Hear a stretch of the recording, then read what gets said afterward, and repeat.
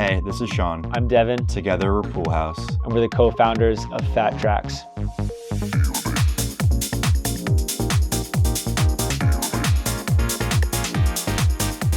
I think we'd been ruminating about starting a label for a few years, maybe towards the end of 2023. Dev and I were talking about, creating a label and kind of an extension of our brand as Pool House. But we wanted to make it something that was more than just our label. It really took form last year. We really started to spin the wheels and put together the brand concept, and the name I think came first. And yeah, we officially launched Phat Trax in November of last year. We used to always joke around and call things fat with a PH because we were Pool House. We were like, oh, PH, Pool House. Whenever we thought a song was cool, we would say, oh, that's fat. Sort of like there was this brand back in the 2000s called Phat Farm, which uses a PHT.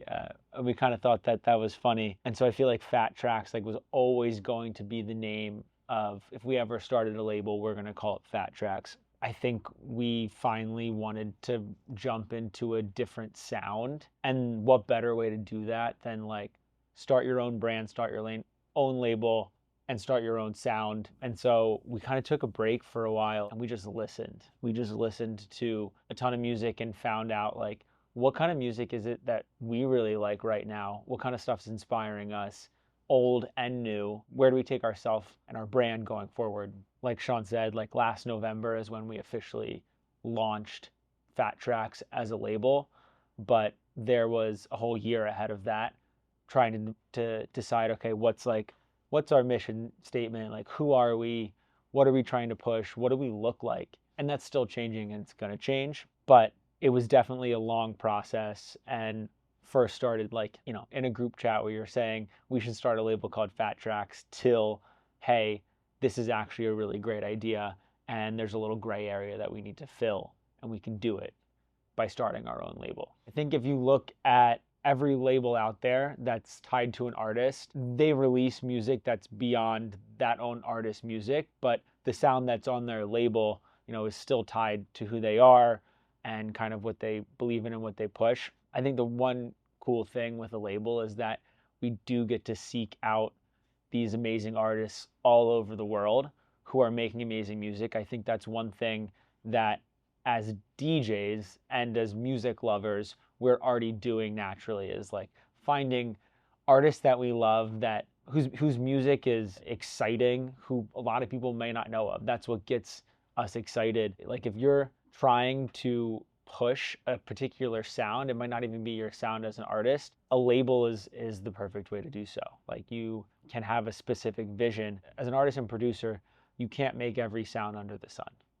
There's one, a little bit of style drift. There's two, you might not be we're not the best producers around in the world. There's great other people who are much better than us out there, and a label kind of gives you that platform to be able to show them off, highlight them, amplify them, find that music that we're taking so much time finding on our own from other labels, and shine a light on it. Yeah, I think it's a great extension of our own brand as Pool House, but also bigger than that, as Devin alluded to, and bringing other artists into the fold and showcasing them, and a sound and a vision that we really gravitate towards. What our ear has been turning into has been this sound that I think has been gaining some traction over the last year, particularly in Europe, and it's making its way to the US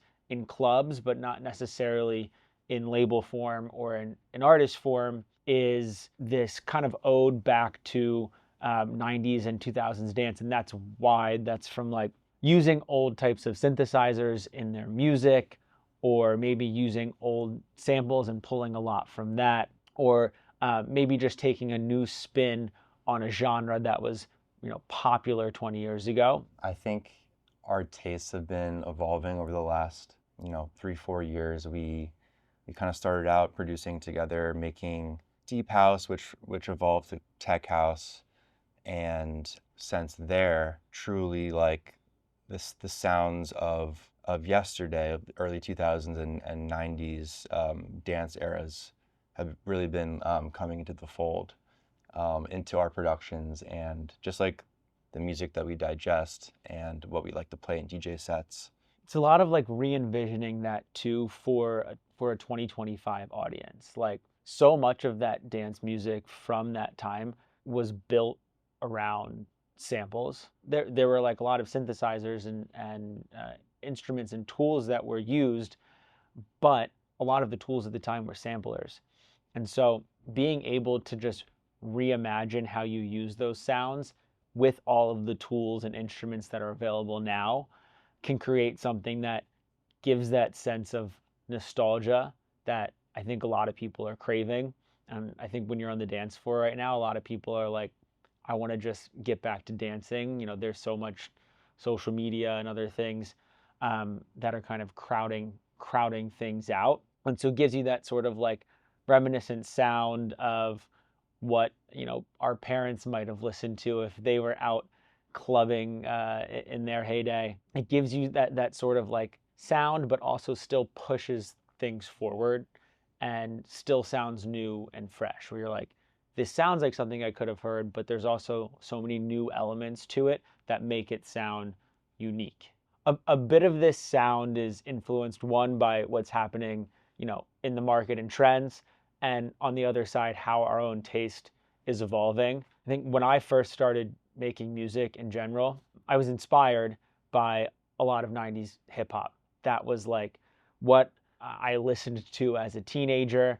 I got obsessed with like going to the record store and buying records and running them through my record player into my laptop, and then I had you know like a, it's called a machine, but it's a newer version of what like the MPCs looked like, and I would make hip hop beats all day, and so I've always had kind of like a penchant for wanting to sample old songs, a penchant for like liking that kind of 90s sound and idolizing those producers back in the day. It wasn't until much later when I met Sean that I got into dance music, and that was a whole new realm for me. And that's like, you know, deep house and tech house, and you're doing so much exploration of like sounds you've never heard before.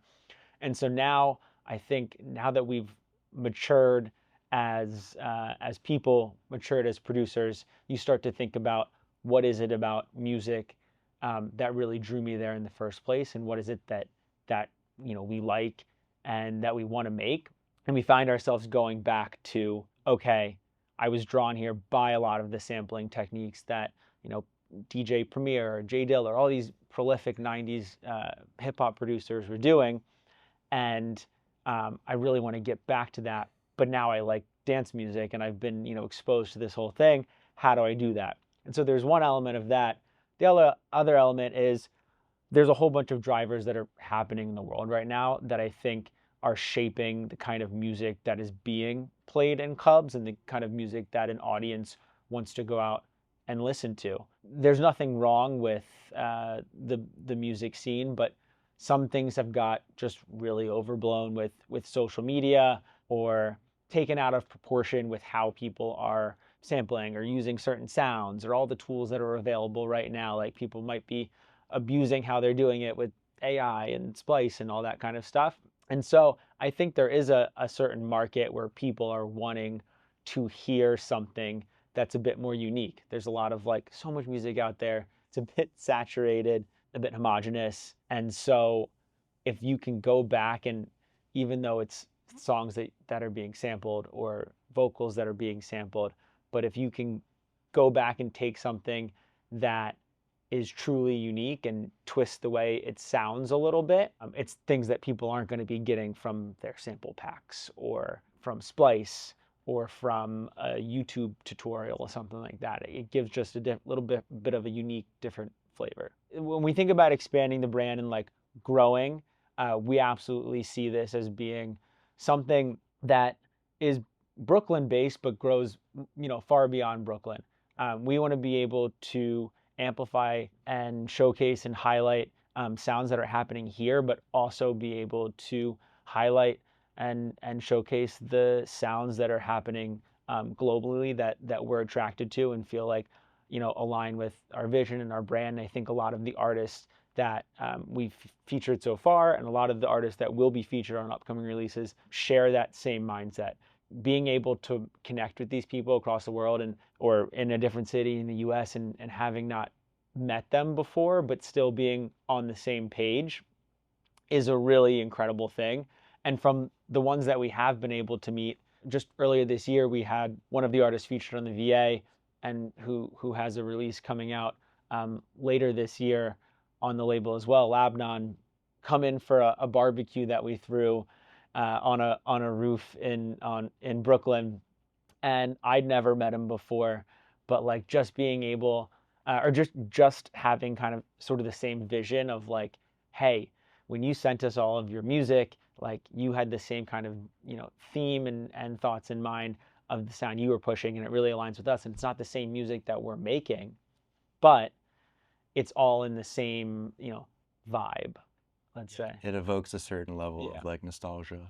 So definitely, yeah, we want this to be a global thing, but first things first, like this is this is our first time ever starting a label.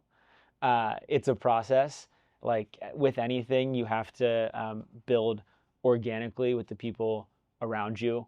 That's like first things first is like finding the people you can connect with on a local basis. And so we see it growing here in Brooklyn over the next year, and beyond that, we hope to be able to do things other cities in the U.S., globally, and really expand that way. I have prior experience working on the label side and in A&R specifically, so it's always been something that I find, challenging and very fun is seeking the talent, talking to artists, getting them interested in our project, like pitching the concept to them. And I think I've done a pretty good job of that over the last year. And yeah, I think just, even just like through social media, like keeping tabs on artists, you'd be surprised what you'd find.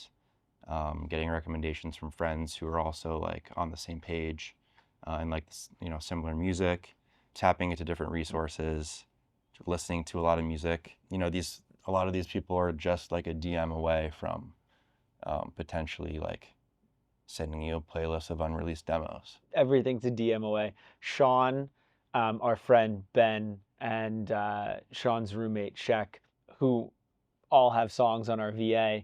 We have this little group chat together, and a lot of it is just sending songs we heard back and forth, new songs, old songs, new artists, and you'd be surprised like how responsive people are when it comes to social media. Like these people are people too, like you and me. Mhm. And you can send a DM and get a playlist, get some unreleased tracks. You've made a connection.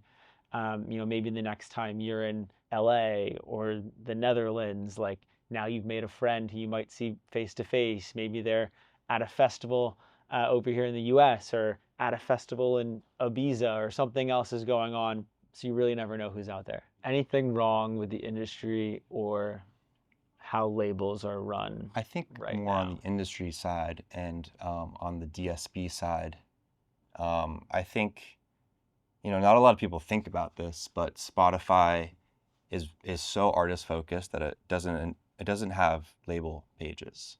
And I think that is something that could completely change the game. As a consumer, when you open Spotify, all you see is the artist profile, their most popular songs at the top. You don't see where all the music is really coming from. And that is something that personally bugs the hell out of me and would obviously love to see that change, but it's Spotify, so. I think, and you can answer this too, Sean, but um, like having released music from the producer and artist side for a really long time, and kind of running into challenges working with labels ourselves, either on um, release dates or things not being responsive or us not feeling like they're pushing a record enough, and you're really asking yourself like, what do you get out of a label? I think now when we're on the other side of it, you're thinking, why would someone want to share the song that they've worked so long and so hard to make and they've put their heart and soul into it what are we giving them back by being the label part of it? And we don't have, maybe as many resources at the moment as a label that's been, around for 5, 10, 15 years. But what we do have is a love and a belief for this kind of music. I think that for this VA and the releases that we've had, we've run it kind of how we wish the labels that we worked with in the past have run our releases. We're ahead of schedule when it comes to pitching it out and doing promo. Being organic with it and making sure that like the artists we're reaching out to have a connection to us and to the music as well, and making sure they understand the thought behind it. Doing things like, mapping out a social release and timeline schedule so people know when and at what time things are being published, and when they can prepare their own social media pages for that, and really feel like they like the artists that we work with feel like we have things under control. You know, we have things under control, and we signed their music for a reason, and it's because if we were playing a show, we would be playing out that song. We want other people all around the world to be able to hear this song, and we're gonna do everything we can to make sure that record gets out there. Do you have anything to add? Was That that was great.